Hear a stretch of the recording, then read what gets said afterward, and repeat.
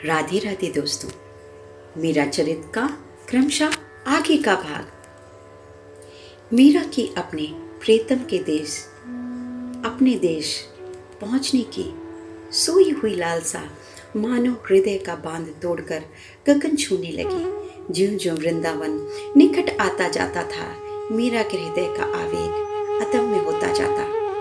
कठिन प्रयास से वे स्वयं को थाम रही थी।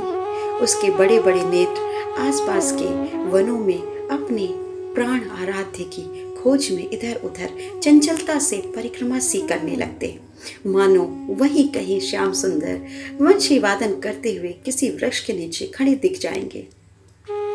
मीरा बार बार पालकी रथ रुकवाकर बिना पदत्राण खड़ाऊ पहने पैदल चलने लगती। बड़ी कठिनाई से चंपा चमेली केसर आदि उन्हें समझाकर मनुहार करके यह भय दिखा पाती कि अभ्यास ना होने से वह धीरे चल रही हैं और अंततः साथ में चल रहे हैं। सब यात्रियों को असुविधा होती है, उसके बाद भी मीरा पैदल चलने से विरत नहीं हो रही थी।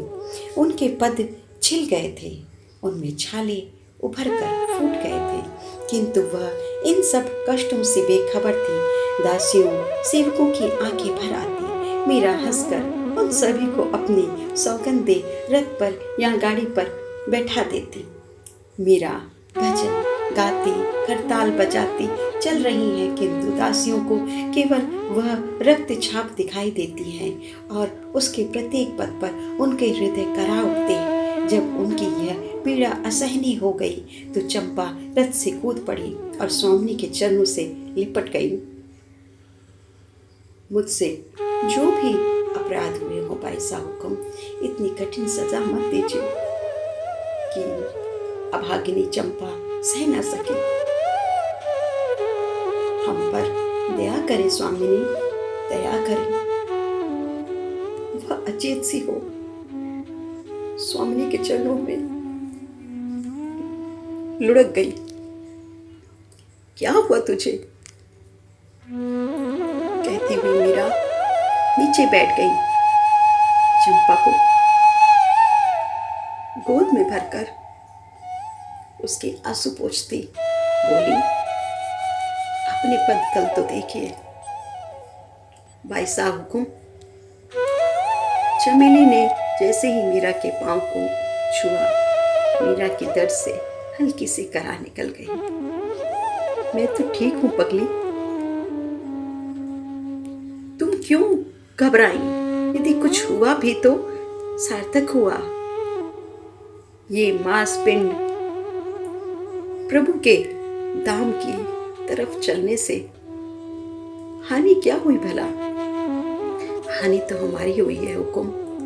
हम अभागिनियों को जो सदा सेवा की अभ्यासी हैं, उनको तो सवारी पर चढ़ने की आज्ञा हुई और हमारी सुकुमारी स्वामिनी पांव से चले। हम उनके गांव से रक्त बहता देखें और सवारी का सुख लें। इससे बड़ा दंड तो यमराज की शासन पुस्तिका में भी नहीं होगा। चंपा के इस कथन के साथ ही सभी बरबस हो जोर जोर से रो पड़ी। जो यात्री यह दृश्य देख रहे थे वे भी अपने आंसू रोक नहीं सके। रात होने पर पड़ाव के खेमे में जब चमेली मीरा के घायल तलवों पर औषध लेप लगाने लगी, तब भी मीरा का एक ही आग्रह था, जा अरे ये सब छोड़, जा जरा किसी यात्री से पूछ कर तो आ कि वृंदावन अब कितनी दूर रह गया है। वृंदावन समीप जानकर एकदम से चलने को उद्यत हो उठती। जो यात्री पहले वृंदावन गए थे उन्हें बुलवाकर दूरी पूछती, वहाँ के घाट वन और कुंजों का विवरण पूछती, यमुना गोवर्धन और मंदिरों का हाल पूछती। वहाँ की महिमा कभी स्वयं बखान करती और कभी दूसरों के मुख से सुनती। सुबह जब सब यात्रियों की टोली चली तो मीरा के पांव मन की गति पा उड़ने से लगे। उसका पुलकित हृदय शब्दों में आनंद उड़ने लगा। चलो मन गंगा जमुना तीर, गंगा जमुना निर्मल पानी, शीतल होत शरीर। बंसी बजावत गावत कान्हो संग लिया बलबीर। मोर मुकुट पीतांबर सोहे कुंडल झलकत हीर। मीरा के प्रभु गिरधर नागर चरण कवल पर सिर। कहीं एक साथ नदी पर्वत और वन देखती तो मीरा को वृंदावन के स्फुरणा हो जाती। वह गाती, नृत्य करती और प्रणिपात प्रणाम करने लग जाती। दासियां पद पद पर मीरा की संभाल करती, बहुत कठिनाइयां से समझा पाती, भाई साहब अभी वृंदावन थोड़ी दूर है। ब्रज की सीमा पर पहुंचकर यात्रा रोक देनी पड़ी। मीरा धरा पर लौट ही गई। अपना घर, अपना देश देखते ही उसके संयम के बांध टूट गए। विवेक तो जैसे प्रेम से प्रताड़ित होकर कहीं जा दुबका। आंखों से बहती गंगा यमुना ब्रज भूमि का अभिषेक करने लगी। सारी देह धूली दूसरित हो उठी। थोड़ी देर तक मीरा को दासियों ने कठिनाई से संभाला। संध्या होते होते सबने वृंदावन में प्रवेश किया। मीरा और उसके दास दासियां यात्री दल से यहाँ से पृथक हो गए और वृंदावन में प्रथम रात्रि वास होने श्री श्याम सुंदर की लीला स्थली ब्रह्मकुंड पर किया। ब्रह्मकुंड पर वह रात्रि पर्यंत निरंतर अस्पष्ट कंठ से अपने प्राण प्रियतम को पुकारती निहोरा करने लगी। बहुत प्रयत्न करने पर भी वह प्रकृतिस्थ नहीं हुई। किसी प्रकार भी उन्हें 2 कौर अन्न और 2 घूंट पानी नहीं पिलाया जा सका। अपनी प्रेम दीवानी स्वामी को घेर कर दासियां सारी रात संकीर्तन करती रही। चंपा ने किसी को डांट कर तो किसी को प्यार से भोजन करने को समझाया।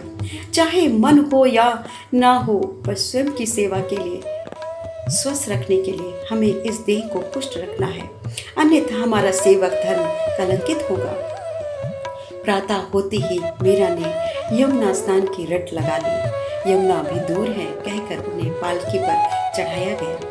चंपा साथ बैठी, लेकिन मीरा के हृदय में इतनी त्वरा थी कि बैठे रहना उसे सुहा नहीं रहा था। वह जिद कर फिर उतर पड़ी कि निज घर में भी कोई पालकी में सवार होता है भला। ब्रजरज का तो जितना हम स्पर्श पाएं उतना ही हमारा सौभाग्य है। राधे राधे दोस्तों। मेरा चरित्र का अगला भाग अगले इतवार